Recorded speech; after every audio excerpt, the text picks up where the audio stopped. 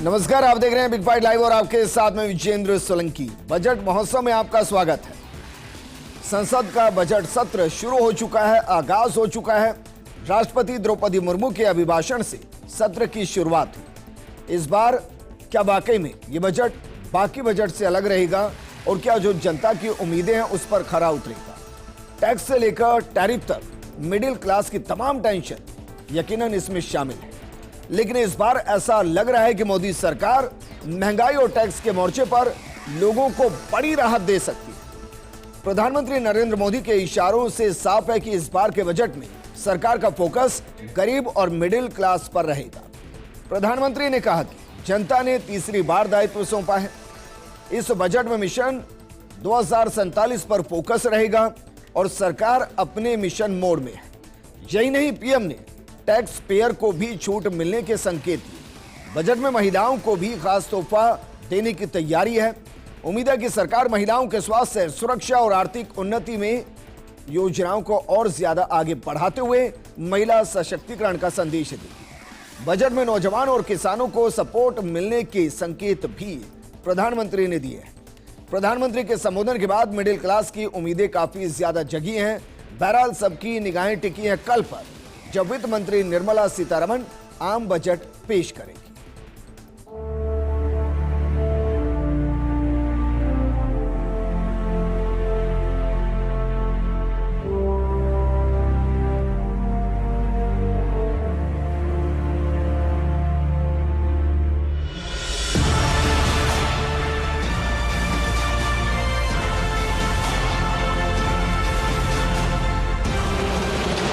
देश बड़े निर्णयों और नीतियों को असाधारण गति से लागू होते देख रहा है और इन निर्णयों में देश की गरीब, मध्यम वर्ग, युवा, महिलाओं, किसानों को सर्वोच्च प्राथमिकता मिलेगी। ये बजट सत्र, ये बजट एक नया विश्वास पैदा करेगा, नई ऊर्जा देगा कि देश जब आजादी के 100 साल मनाएगा तब विकसित होके रहेगा।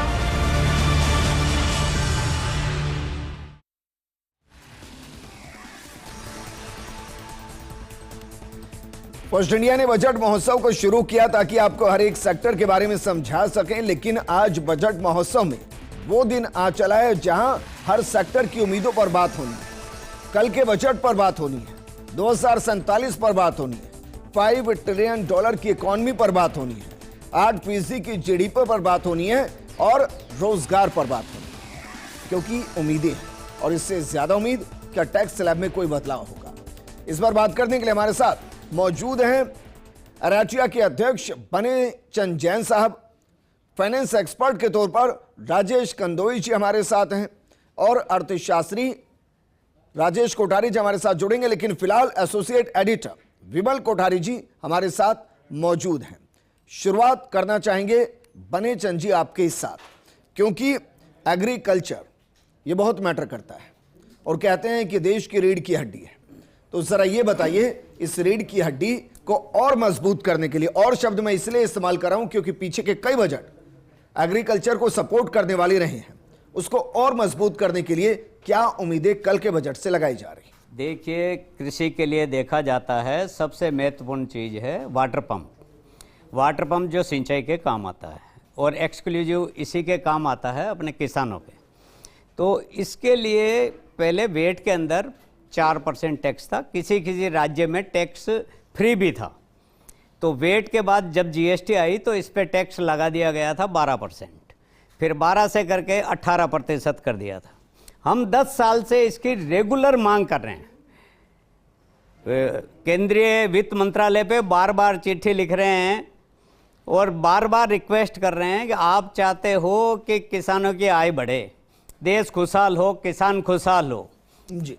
तो किसान खुशहाल होगा जब इसके रेट ऑफ टैक्स कम होगी वाटर पंप पे। वाटर पंप आपको मैं बताना चाह रहा हूँ 25,000 से लेकर 1.5 लाख रुपए तक आता है। 18% टैक्स का मतलब हो गया 5,000 से लेके 25,000 तक तो किसान को एक वाटर पंप खरीदने के लिए ठीक है, टैक्स एक इशू हो गया सर, आपको लग रहा है रिजोल्व हो जाएगा इसको? अब ये 5% के स्लैब में इसे टैक्स फ्री कर दिया जाएगा, संभावना लग रही है? नहीं, संभावना तो लिए 10 साल से हम उम्मीद लगाए तो बैठे हैं, परंतु हर बार उम्मीद पूरी होती नहीं है। पर अब की उम्मीद ऐसा लगा के बैठे हैं कि बार बार लिख रहे हैं। हमारे को अभी वित्त मंत्रालय से चिट्ठी भी आई थी कि आप लोग अपनी राय भेजो, तो राय तो हमने भेज दी, पर मानना नहीं मानना इश्यूज इनका। बताइए क्या क्या हो सकते हैं जिन पर कल एक तरीके से बजट के जरिए उनका समाधान तलाशा जाए? है सर, और क्या इश्यूज हैं नहीं, जिनके इसमें समाधान कल के बजट में एक उम्मीद है? इसमें वायर और केबल लगता है, हर वाटर पंप के साथ केबल लगता है और इसको वाइंडिंग लिए वायर लगता है। वायर जो 900 रुपये किलो है, केबल आती है 25 रुपये मीटर से लेके 200 रुपये मीटर तक। इस पे भी टैक्स अभी भी 18% है। तो हमने इसकी भी मांग की थी कि भाई वाइंडिंग वायर एक ऐसी चीज है, रिसाइकलिंग से बनता है, मतलब स्क्रैप से वापस कॉपर बनता है, कॉपर को मेल्ट करके वापस से वायर विमल कोठारी जी कुछ कहना चाह रहे हैं। विमल जी, देखिए, बनेचंद जी की जो डिमांड्स हैं वो एराटीआई के अध्यक्ष हैं, एराटीआई के हिसाब से जो उन्होंने डिमांड्स रखी है उन्हीं डिमांड्स के ऊपर वो चर्चा कर रहे हैं। लेकिन अगर एग्रीकल्चर सेक्टर में सुधार की बात करें तो केवल और केवल वाटर पंप या वायर या केबल, इससे कोई सुधार नहीं होना है। मेरा निजी मत ये है कि अगर एग्रीकल्चर सेक्टर को सुधार करना है तो सरकार को दूरगामी नीतियां बनानी पड़ेगी। किसान के लिए जो सबसे ज़रूरी चीज़ खाद और बीज है, उसकी उपलब्धता कराने के लिए कुछ न कुछ ऐसा सिस्टम सेट करना पड़ेगा जिससे किसान को खाद और बीज की जो कमी है उस कमी से निजात मिले। इसके अलावा अगर एग्रीकल्चर सेक्टर की बात करें तो एग्रीकल्चर सेक्टर के अंदर किसान के सामने सबसे बड़ी समस्या कम ब्याज के ऊपर लोन की है। हालांकि कई सरकारें, जिसमें राज्य सरकार भी है, अभी जैसे दिल्ली के चुनाव, अगले साल बिहार के चुनाव होने वाले हैं, तो राज्य सरकारें अपने स्तर के ऊपर घोषणाएं करेगी किसी जो लोन्स हैं उन लोन्स को माफ़ करने की।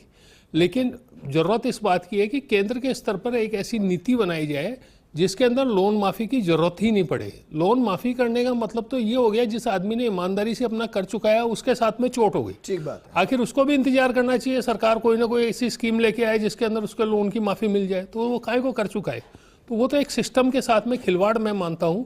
किसी तरह की फ्री बाइट्स देने को मैं सिस्टम के साथ में खिलवाड़ मानता हूँ, क्योंकि फ्री बाइट्स का मतलब हुआ आप लोगों को आलसी बनाना चाहते हैं। सरकार को नीति बनानी चाहिए, जो लोग समय पे ऋण का भुगतान करते हैं उन लोगों को प्रमोट करना चाहिए। यदि ऐसी कोई परंपरा चलेगी तो निश्चित रूप से जो लोग मुफ्त में पाने की जो इंतजार कर रहे हैं वो लोग इससे दूर हटेंगे, और वो भी ये चाहेंगे कि उन्होंने जिस हैसियत का या उनकी जो क्षमता है, जिस क्षमता का उन्होंने लोन लिया है, उस लोन का रीपेमेंट समय पे करें। जहाँ तक एग्रीकल्चर सेक्टर की बात अब ये कह रहे हैं जो समय के साथ लोन को भर रहे हैं उनको अगर मुफ्त बिना ऋण के है तो बेहतरीन ही है, लेकिन अगर थोड़ा बहुत ऋण लिया जा रहा है तो उनके ऋण को टॉपअप के तौर पर उनको वापस कर दिया जाए, क्योंकि प्रोत्साहन करना है। और जो नहीं भर रहे हैं उनको चिन्हित किया जाए और आगे जब भी उनको ऋण दिया जा रहा है तो उसको सोच समझ कर दिया जाए। बिल्कुल, ये तो एक इशू हो गया। लेकिन एग्रीकल्चर तो बहुत वास्ट है, बहुत वास्ट, उस पर कितनी बात करें। लेकिन फिर भी आप 4-5 बिंदु बताइए जिनको लेकर हो सकता है कि भाई कुछ कल के बजट में हो, क्योंकि 2022 तक दोगुनी आय की बात की थी। 2022 तो चला गया, 25 का बजट आना है, 30 तक, 32 तक, 45 तक सरकार चरणबद्ध तरीके से उनको संबल तो देगी ना, मजबूत तो करेगी। देखिए, जहाँ तक कृषि सेक्टर के विकास की बात करें, एमएसपी को लेकर के जो इशू बना हुआ है, एमएसपी को लेकर के केंद्र सरकार के सामने किसान आंदोलन भी कर चुके हैं। एमएसपी के ऊपर जैसा कि आरोप लग रहे हैं कि एमएसपी अर्थात मिनिमम सपोर्ट प्राइस के ऊपर खरीद नहीं हो रही, इसका भी एक सिस्टम डेवलप करना चाहिए। इस सिस्टम के साथ में जो कृषि उपजें हैं उन उपजों की गुणवत्ता को जोड़ना चाहिए, और जोड़ने के साथ साथ उसकी ईमानदारी से खरीद भी होनी चाहिए। क्योंकि खरीद नहीं होती इसलिए किसान आंदोलन भी करते हैं। कई जगह हम अखबारों में भी पढ़ते हैं, टीवी चैनल्स पे भी न्यूज़ आती है कि किसान आत्महत्या कर रहे हैं। लेकिन ऐसी उसकी तो भाई नैतिक कुछ प्रॉब्लम है ना, कि आप देखिए ना, सप्लाई और प्रोडक्शन दोनों के बीच में कोऑर्डिनेशन होना चाहिए। अब कुछ फसल ऐसी भी तो है ना जो 500 रुपए किलो बिकती है, 1000 रुपए किलो बिकती है, और कुछ 5 रुपए भी नहीं बिकती। तो सरकार उस मैकेनिज्म पर, अगर मैं गलत नहीं तो काम कर रही है कि भाई हमें इस साल किस उपज की ज्यादा जरूरत है, किसकी शॉर्टेज पड़ने वाली है, हम उसको लेकर बाकायदा एक आंकड़ा जारी करते हैं और बताते हैं किसान को, भाई आप ऐसे ऐसे इस क्रॉप को बोइए तो आपको ज्यादा मुनाफा होगा। लेकिन वो किसान को भी सोचना पड़ेगा ना कि भाई परंपरागत खेती से दूर आना पड़ेगा। अब सारे एफसीआई के गोदाम भरे हुए हैं, वहां सड़ रहे हैं, सरकार भी एमएसपी पर कितना लेगी, उस पर भी तो भार आता है ना सर। राजेश कंदोई जी हमारे साथ। राजेश जी, दो बड़ी चीजें हैं, एक $5 ट्रिलियन की इकॉनमी, दूसरा जो सपना इस वक्त दिखाया जा रहा है 2047 तक विकसित राष्ट्र बनाने की। अब मैं पढ़ रहा था कि भाई विकसित राष्ट्र तब तक नहीं हो सकता जब तक आप 2047 तक हर साल 8% की मिनिमम जीडीपी के साथ ग्रोथ ना करें। अब मैं पीछे के 10 सालों को उठा के लाया तो उसमें तो कोई भी नहीं जिसमें 8% की ग्रोथ हो, तो हम उसको कैसे अचीव करेंगे? बिल्कुल, जिस तरह से आपने कही कि 8% क्यों, चाइना की सर मिनिमम 8%, 10% और किसी साल में 15% भी उन्होंने ग्रोथ किया है। तो एक मुझे लगता है कि हमारे जो नीति निर्धारक, जो डिसीजन मेकर्स हैं, उनका एक माइंडसेट बन गया कि 6%, 7%। जब आरबीआई ने इस वर्ष के लिए उन्होंने टारगेट ही सेट किया था 7.2 का, और अब जब 2 क्वार्टर के रिजल्ट खराब आ गए तो उन्होंने अपने टारगेट को ही 6.2 कर लिया। तो मुझे लग रहा है कि जो इकोनॉमिक ग्रोथ है उसके लिए, और जिस तरह से अभी बात कर रहे थे एग्रीकल्चर रिफॉर्म्स की, तो हर प्रकार से एग्रीकल्चर के हर पहलू को समझते हुए सरकार को बहुत ठोस कदम उठाने पड़ेंगे। बीज की गुणवत्ता और फसल की गुणवत्ता इकोनॉमिकली बताइए सर। भाई $5 ट्रिलियन की इकोनॉमी हमें चाहिए, अभी हम छठे पायदान पर, हम कह रहे हैं टॉप 3 में आना है, हमें आना है ना सर? बिल्कुल बिल्कुल। उसके लिए हमें पैसा चाहिए। तो मुझे ये बताइए इस बजट में ऐसा क्या होगा? क्या इनकम टैक्स के स्लैब को बढ़ाया जाएगा? क्या खर्च को बढ़ाने की कोशिश की जाएगी कि 2 पैसे जेब में आए? क्योंकि 2 बड़ी चीजें हुई है, एक 8वां वेतन आयोग लागू हुआ है, बिल्कुल, और दूसरा कुंभ हुआ है। कुंभ को लोग इस नजर से देख नहीं रहे हैं, लेकिन अगर 4 लाख करोड़ का कारोबार वहां हो रहा है तो आप सोचिए कि लगभग 2 से 5% आपकी जीडीपी को मूव कर रहा है वो इस साल। क्या उसका इंपैक्ट नहीं आएगा? अगर अपन कुंभ इकोनॉमिक्स की बात करें तो लगभग 4 लाख करोड़ रुपए का व्यापार केवल कुंभ की एक इवेंट से इस देश की जीडीपी को मिलने वाला है, जो more than 1% of the total GDP होता है। तो इससे जीडीपी को एक बूस्ट मिलेगा। लेकिन इस साल की जो लो ग्रोथ है उसमें एक बहुत बड़ा रीजन हो जाता है आम चुनाव। उसमें मैं आपको बताता हूं कि जिस साल में आम चुनाव हुआ है उस साल में जीडीपी की ग्रोथ रेट कम रहती है, क्योंकि 3 से 4 महीने पॉलिसी पैरालिसिस में चले जाते हैं और उस पीरियड में गवर्नमेंट स्पेंडिंग नहीं होती है, सरकार इंफ्रास्ट्रक्चर पर खर्चा नहीं कर पाती है और फिक्स खर्चों के अलावा और कोई खर्चे नहीं कर पाती है। ठीक है। आज के 1 साल पहले जब वित्त मंत्री जी ने वोट ऑफ अकाउंट पेश किया था तब उन्होंने 4 जातियां बताई थी।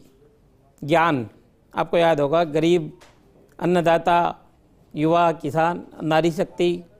तो मुझे लगता है कि अब जब उनकी सरकार बन करके आ गई है तो वो वापस इन 4 चीज़ों पर फोकस करेंगे। जुलाई में जो बजट दिया तो उन्होंने अपना फोकस बताया था कि हमारा फोकस रहेगा एमएसएमई, स्किल्ड, मिडिल क्लास। तो मुझे लग रहा है कि अब जो ये पूर्ण बजट आने वाला है तो इसमें मिडिल क्लास की चिंताओं को भी एड्रेस किया जाएगा। ठीक है, लेकिन मैं फिर मूल सवाल पे आ रहा हूं सर, क्योंकि दर्शक जो जानना चाह रहे हैं ना, मैं आपसे बुलवा कर रहूंगा भाई। हाँ, आप बताइए, अगर 8वां वेतन आयोग लागू हो रहा है तो क्या टैक्स स्लैब में बढ़ोतरी होगी या नहीं होगी? टैक्स स्लैब में बढ़ोतरी करनी चाहिए सरकार को। टैक्स स्लैब की अगर अपन बात करें तो जैसे सारे आंकड़े आते हैं कि 8 करोड़ रिटर्न फाइल होती है, 2 करोड़ लोग केवल उसमें से टैक्स देते हैं, और उसमें से भी मैं आपको बताऊं कि 1 करोड़ रुपए से ज़्यादा की रिटर्न इनकम करने वाले केवल 2,20,000 आदमी हैं। तो इसका मतलब बाकी जो बहुत नेग्लिजिबल कंट्रीब्यूशन कर रहे हैं टैक्स में, लेकिन फॉर्मेलिटीज़ पूरी करने में और टैक्स टेररिज्म के कारण जो परेशान हो रहे हैं, तो कम से कम इस बार मुझे लग रहा है कि 10 लाख रुपए की इनकम तक सरकार कुल मिलाकर के 1 रुपया भी टैक्स नहीं देना पड़े, इस तरह का प्रावधान लाएगी। जैसे ये विरोधाभासी बात होगी। अपन सोचे हैं तो अभी 1996 में जब राजीव गांधी प्रधानमंत्री हुआ करते थे तब उन्होंने VDIS स्कीम निकाली थी, आपको ध्यान हो तो। VDIS scheme voluntary disclosure scheme, जो आप 30% टैक्स जमा कराओ, उसके रूल रेगुलेशन फॉलो करो, और आपको वो जो रकम आपके पास 2 नंबर की पड़ी है वो मुख्य धारा से जुड़ जाएगी और सरकार के भी काम आएगी, और 1 नंबर की रकम होगी तो आप भी कहीं भी उस पैसे को लगा सकते हो। अब सवाल क्या आता है, ये जहाँ जहाँ भी रेड बढ़ती है 100 करोड़ 200 करोड़ 50 करोड़ 60 करोड़ केस मिलते हैं। अब आप बताओ ये रकम यदि घर में पड़ी है वो किसी मतलब की नहीं है, इसलिए मतलब की नहीं है, वो एक नंबर की नहीं है, कहीं खर्च कर सकते नहीं। रूल रेगुलेशन इनकम टैक्स के इतने ज़्यादा सख्त हैं, 50,000 से ज़्यादा आप लेन देन। भाई देखिए, मैं आपकी बात को काटूंगा भी नहीं तो इसको और उससे सहमत भी नहीं होऊंगा, नहीं है वो, क्योंकि मानो किसी ने एक बैंक को लूट लिया, 10 करोड़ रुपए लेके आ गया, आप ये कह रहे हैं कि भाई उसको पता ना चले, 3 करोड़ रुपए बैंक में वहीं पे जमा कर दीजिए कि भाई चलिए ये मेरा आप कलेक्शन 30% काट लीजिए, 7 करोड़ का मालिक, तो क्या उसे सवाल ना किया जाए कि 7 करोड़ कहां से आ गया? नहीं, वो लूट का किस्सा अलग है, ये लूटा हुआ ही तो 100 करोड़ है सर, और कहां से आता है 100 करोड़? नहीं, आम आदमी कमाता है 100 करोड़? नहीं, ब्यूरो के क्रेडिट के पास भी बहुत पैसे हैं। देखिए, झूठ माफ करना, नेताओं के पास भी बहुत पैसे पड़े हैं। माफ करना सर, आप नेताओं को 55 से 1 लाख रुपए मासिक मिलता है, और ब्यूरोक्रेट्स को एक्सट्रीम कंडीशन में 1.5 लाख के आसपास की सैलरी होती है। इससे 100 करोड़ नहीं कमाए जाते हैं सर, और अगर 100 करोड़ कमाए जा रहे हैं ना, तो उसकी पाई का हिसाब होना चाहिए, क्योंकि जनता के टैक्स के पैसे से जा रहा है। तो हर आदमी के 30% टैक्स दे दीजिए और फिर मजे हर लीजिए। आदमी के पास सरकार थोड़ी ना पहुंचेगी, हर आदमी के पास वो ना सर ना, चेक थोड़ी ना करेगी। ये तो मैं बनेचंद जी को और एक अपडेट करना चाहूंगा कि अभी भी आयकर विभाग की एक स्कीम चल रही है, जो विवाद से विश्वास स्कीम है, जो डिस्प्यूटेड मैटर्स है, उन डिस्प्यूटेड मैटर्स को सोल्व करने के लिए आयकर विभाग ने ऑलरेडी एक स्कीम डाल रखी है। और इस स्कीम का जो मुख्य उद्देश्य है वो यही है कि जो अभी जो लिटिगेशन बढ़ा हुआ है, उस लिटिगेशन को नियंत्रित किया जाए।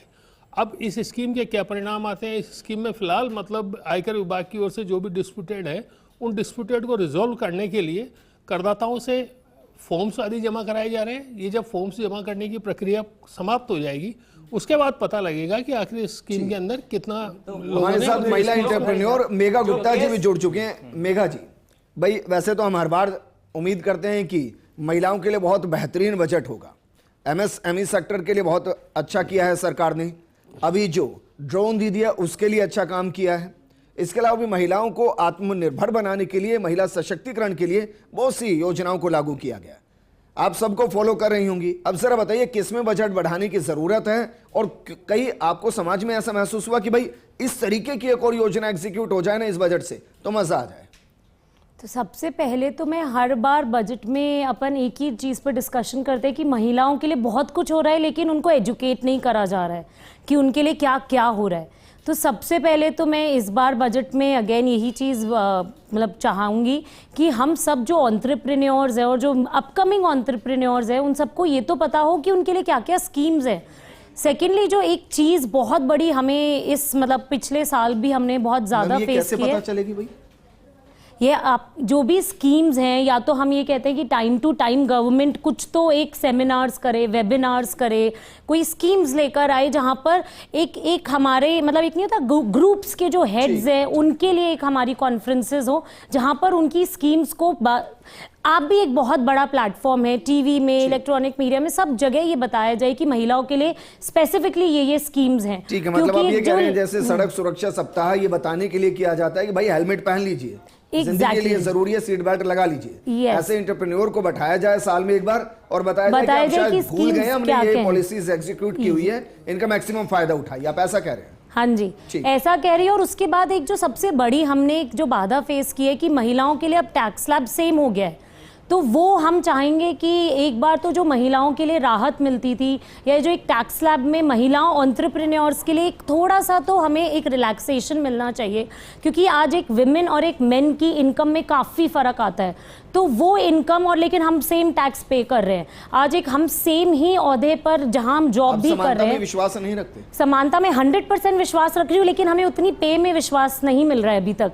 जेंडर इक्वालिटी सिर्फ एक अभी पेपर्स पे ही है, आप चाहे पे रोल ले लीजिए, चाहे आप जॉब, चाहे आप किसी भी एंटरप्रेन्योर को भी ले लीजिए, कहीं ना कहीं वो असमानता है। तो क्यों नहीं हमें टैक्स में भी वो असमानता का एक रिलैक्सेशन मिले, कुछ तो फायदा भी मिले महिला होने का। और बताइए। और इसके साथ एक जो हमें था कि स्टार्टअप्स में जो फंडिंग है वो आई थिंक जो महिला एंटरप्रेन्योर्स के लिए थोड़ा सा, मतलब मुझे पता है ऑलरेडी काफ़ी स्कीम्स चल रही हैं, लेकिन इसमें एक हमें महिला एंटरप्रेन्योर्स के लिए एक अलग से फंडिंग्स में बहुत हेल्प चाहिए, जहाँ पर जो एंटरप्रेन्योर जो घर बैठी महिलाएं हैं जो कुछ ना कुछ चालू करना चाहती हैं, डेफिनेटली गैस, पेट्रोल, LPG की तो हम हर बार बात करते ही आए हैं, पर एक एंटरप्रेन्योर्स पॉइंट ऑफ व्यू से हमें स्टार्टअप्स में भी फंडिंग चाहिए। एंटरप्रेन्योर की भी कोई वो होती है कि जेंडर होता है कि एंटरप्रेन्योर का नहीं, इनकम में तो होता ही है। उसको लेकर कि भाई अगर आप महिला एंटरप्रेन्योर है तो सरकार आपको अलग नजर से देखेगी, आपको जो अलॉट होना है पैसा वो कम होगा, अगर आप मेल है तो अलॉट होगा ज्यादा, ऐसा नहीं, कुछ होता मेल पैसा ज्यादा नहीं, लेकिन जो उसका लोन रेट है उसमें हम रिलैक्सेशन चाहेंगे, क्योंकि जो महिला एंटरप्रेन्योर जो अपने घर पे जो स्पेशली जो छोटे छोटे कामों से चालू हो रही हैं, वो अपने घर का जो पैसा इकट्ठा कर कर चालू हो रही हैं, उनके लिए तो डेफिनेटली एक हमें राजेश कोठारी जी हमारे रिलैक्सेशन। साथ जुड़ चुके हैं, अर्थशास्त्री हैं राजेश कोठारी जी। सर नमस्कार। जी नमस्कार। सर आप स्पष्ट बोलते हैं इसलिए मैं स्पष्ट सवाल कर रहा हूं, क्या सरकार वाकई में इस बार मध्यम वर्ग के लिए जो एक बाकायदा बर्गर के बीच का वो आलू टिक्की है जो दिखती नहीं है, मजा वही देती है, टेस्ट वहीं से आता है, पैसा भी मैक्सिमम उसी का होता है, क्या उसके लिए कोई राहत होगी? विजय जी, मजा तो खाने वाले को आता है, पर उस टिक्के से पूछो जो सजा पाता है। जिसको जैसे मर्जी हो उस टिक्के को खा के आनंद तो ले लेता है, उस टिक्के का हाल तो पूछ लो भाई, तुम कैसे हो, तो जिंदा इस भी हो या बजट में मर उस मरा टिक्की गए। का हाल पूछा जाएगा सर? जी मैं सोचता हूँ कि देखिए सर, दुर्भाग्य से ये सरकार, कोई भी सरकार तक रही है ना सर, मध्यम वर्ग के ऊपर चढ़कर उसकी सवारी कर कर अपने लक्ष्यों की पूर्ति करती है। क्यों? जो गरीब तबका है वो सरकार का एक वोट बैंक है, वो मास वोट बैंक है, कभी इसको पैसा दे देना, कभी फ्री में राशन दे देना, कभी ये कर देना, कभी वो कर देना, अमीरों के ऊपर परवाह नहीं उनको, ठीक है। तो जो बहुत बड़ी आबादी का हिस्सा वो सवेरे शाम तक इसी जुगाड़ में लगा रहता है कि शाम को खाना नसीब होगा या नहीं होगा, उसके लिए सरकार उतनी संवेदनशील नहीं जितनी इसको होना चाहिए, क्योंकि उनको मालूम है कि ऑप्शन नहीं उसके पास में। अब कोई गरीब बचा है क्या राजेश कोठारी जी? भाई सरकार का आज का ही आंकड़ा है 25 करोड़ को तो बाहर कर दिया, तो गरीब है क्या देश में कोई? नहीं देखिए, ऐसा है कि आंकड़े की बात अपन लोग करेंगे तो हिंदुस्तान से सूखी जगह कोई है भी नहीं सर, राजस्थान से बड़े कोई जगह भी नहीं। आंकड़े की बात मत करिए, वास्तविक रूप में आइएगा, इस देश में आज भी जो समस्या सालों साल थी वो आज भी वैसी की वैसी है, ठीक है ना। तात्पर्य है कि सरकार का जो मिशन है, 5 साल की सरकार होती है सर, पहले 1.5 साल इलेक्शन के, आखिरी 1.5 साल इलेक्शन के, 3 साल में राजनीति उठा पड़ा, काम करने का मौका नहीं मिलता है, काम करना ही नहीं चाहते हैं। सो ये जो आप जो अपन बात करने की कोशिश कर रहे हैं सर, मध्य वर्ग को क्या चाहिए कि सुकून के 2 पल, वो कहाँ मिलने वाले सर। मैं तो कहता हूँ कि जब पूरे देश में विजेंद्र जी चीख कह रहे हैं 1 नेशन 1 इलेक्शन, तो 1 टैक्सेशन क्यों नहीं है? क्यों नहीं है यार? इनकम टैक्स ले लो, आप एक्साइज ले लो, आप जीएसटी ले लो, कफन पे टैक्स लगा लो, रोटी कपड़े मकान पे सब पे टैक्स लगा लो, बचा क्या आदमी के पास में? अरे उसको सुकून से मरने तो दो यार। ठीक है सर, मैं इसकी तो उम्मीद नहीं करूंगा, मेरे पास सिर्फ 1.5 मिनट है, इसलिए मैं बहुत रैपिड फायर शुरू कर रहा हूं। विमल जी, 1 नेशन 1 टैक्स हो सकता है? मुझे संभावना 0 लग रही है। जी बिल्कुल सही है, संभावनाएं अभी बहुत कम है, लेकिन जो सबसे इम्पोर्टेंट चीज़ है, जो बजट आने वाला है, उस बजट को ये नहीं माना जा सकता कि ये कोई जादू की छड़ी है और उसके बाद में देश की अर्थव्यवस्था दौड़ पड़ेगी। इस बजट से एक विजन जरूर सामने आएगा, लेकिन इसमें सबसे इम्पोर्टेंट चीज़ ये है कि जो घोषणाएं होती हैं उस घोषणाओं को इफेक्टिवली इम्प्लीमेंट करने के लिए आखिर सरकार की नीति क्या है, ये सबसे इम्पोर्टेंट चीज़ है। ठीक है, लेकिन इसमें भी विमल जी 3 फैक्टर होते हैं ना भाई, एक अल्पकालीन, एक दीर्घकालीन और एक मध्यमकालीन। अब वो योजनाएं भी तो देखी जाएंगी ना कि भाई इस 1 साल में पूरी होने लायक भी है या नहीं, क्योंकि कई घोषणाएं होती है जो 10 साल के लिए होती हैं। सर भले ही 1 साल या 10 साल की योजना हो, लेकिन उसका रोड मैप तो तैयार हो, और उस रोड मैप के ऊपर भी मतलब निगाह रखी जानी चाहिए कि भाई ये हमने ये प्लान किया था, उस प्लान के अकॉर्डिंगली हम इतना सफर पूरा कर चुके हैं। बने सिंह जी, एक बताइए, राहत मिलेगी? उम्मीद कर लें? राहत की देखो उम्मीद तो है, पर हर बार मिलती नहीं है। उम्मीद तो हम लगाए बैठे हैं, दिल मांगे मोर। देखिए साहब, हम उदासियां नहीं मिलती तो हर बार है, क्या है कि हर बार उम्मीदें और बढ़ जाती हैं। राजेश कंदोई जी, आपको लग रहा है कि जिस तरीके से हम अर्थव्यवस्था में चल रहे हैं और शांति के पथ पर आगे बढ़ते हुए काम कर रहे हैं, आपको लग रहा है कि अब देश उसके लिए तैयार हो गया है कि भाई एक बेंचमार्क सेट है, अब वहां से आगे बढ़ना है? बिल्कुल, मुझे इस बार पूरी उम्मीद है कि मध्यम वर्ग को टैक्स में भी राहत मिलेगी, टैक्स रिफॉर्म्स भी आएंगे जिससे कि टैक्स का और सरलीकरण हो। ठीक। और टैक्स के अलावा भी जो और मूलभूत सुविधाएं मध्यम वर्ग को चाहिए, खास करके शिक्षा और खास करके एंटरप्रेन्योरशिप स्किल्स, तो उसमें बजट में बहुत ज्यादा फोकस रहने वाला है। राजेश कोठारी जी, भाई जीडीपी तो 6.8% के आसपास से अनुमानित है कि बढ़ोतरी होगी बजट में, 6.8, तो बजट में कितनी बढ़ोतरी आपको उम्मीद हो रही है बीते साल के मुकाबले? देखिए विजेंद्र जी, मेरा सवाल आपसे ही है, राहत क्यों चाहिए भाई? नेशन फर्स्ट की बात कहते हो, त्याग के लिए तैयार नहीं रहते हो, नेशन फर्स्ट कैसे बनेगा आपका? क्यों चाहिए राहत आपको? I don't think that we deserve any kind of rebate. इस देश में जितने संसाधन हैं, जितने दुर्गति हम लोग मिलकर करते हैं, उसके बाद भी राहत क्यों इस सरकार से करते हैं? ये तो हमारे चरित्र का दोगलापन है ना सर। I don't think that we should get any rebate. What for? Budget का साइज क्या रहेगा, कुछ भी अनुमान? कितना परसेंट इंक्रीज होगा? Yes, I believe it will go up at least 15 to 20% sir. बिल्कुल ये बजट का साइज बढ़ेगा, 15 से 20% ये बिल्कुल बढ़ेगा बजट का साइज। सर कोई इनमें तालमेल होता है कि जीडीपी से 3 गुना ज्यादा बढ़ जाए? नहीं सर, तालमेल नहीं होता। जीडीपी तो आउटपुट है आपका सर। हाँ। जीडीपी तो आपके परिणाम बताते हैं कि आपने साल भर में क्या करा। हाँ। ठीक है सर, जीडीपी आपको प्रोजेक्शन नहीं देता। ठीक, प्रोजेक्शन देता है देश की अर्थव्यवस्था, उससे होता है macro factors put together, saving हो गया, इन्वेस्टमेंट हो गया, वो आपको देते हैं साइड आपको। GDP is basically result of what we have done during last 1 year. ठीक है Megha, final comment. Definitely women entrepreneurs के लिए राहत चाहेंगे, हर तरीके से घर से लेकर हमारे ऑफिसेस तक हम राहत ही चाहेंगे। और टैक्स स्लैब में जो जेंडर इक्वालिटी की अभी हम बात कर रहे थे, वो जब इनकम में नहीं है तो हमें टैक्सेशन में भी नहीं होनी चाहिए, हमें राहत चाहिए। अच्छा, मैं बस वैसे ही पूछ रहा हूँ, 8वां वेतन आयोग लागू होगा, क्या उसमें कहीं भी ये मेंशन है कि भाई अगर महिला कर्मचारी होगी तो उसका 8वां वेतन उस तरीके से लागू होगा, कम होगा? तो यही तो बात हम पुरुष होगा तो अलग से लागू होगा, कुछ है क्या? कह रहे हैं कि on books end of books सब कुछ अलग होता आया है। जब हमारे लिए इतनी स्कीम्स है और हम यूज ही नहीं कर पा रहे, इतना ज्यादा नेपोटिज्म है, जहाँ जाते हैं हम ऑफिसेज में, सरकारी दफ्तरों में, हर तरीके से हमें वो सब देना पड़ रहा है, तो फिर क्यों नहीं हमें टैक्सेशन में रिलैक्सेशन मिले? सरकार बहुत सारी योजनाएं लाती है, और जैसे इन्होंने शिकायत की है कि जनता को पता ही नहीं चलता कि हमारे लिए क्या क्या योजनाएं हैं, तो इसके लिए मैं ये ज़रूर कहूँगा, ये फर्स्ट इंडिया राजस्थान को देखते रहें तो उनको सारी योजनाओं का ध्यान मिल जाएगा एक बार के लिए। शुक्रिया सर हमारा प्रमोशन करने के लिए। बने सिंह जी आपका भी शुक्रिया, राजेश जी बहुत शुक्रिया, मेघा आपका भी शुक्रिया, राजेश जी और विमल जी आपका भी शुक्रिया। बजट को लेकर हमने इसलिए डिबेट रखी क्योंकि आपको बहुत जल्दी से बजट समझ में आता नहीं है, क्योंकि उसकी लैंग्वेज ऐसी होती है और बहुत से ऐसे भी फैक्ट होते हैं जो एक एक वीक तक निकल कर सामने आते हैं। लेकिन फिर भी हम कोशिश करेंगे आपकी भाषा में, आपके अंदाज में, जो फर्स्ट इंडिया हर बार करता है। कल सुबह 6:30 बजे से आपके साथ मौजूद रहेंगे बजट का विश्लेषण करने के लिए कि बीते बजट में जो कहा वो कितना किया और इस बजट में क्या होगा, और बजट के तुरंत बाद बजट को डिकोड भी हम सबसे पहले करेंगे। इसलिए आप हमारे साथ बने रहिएगा। नमस्कार।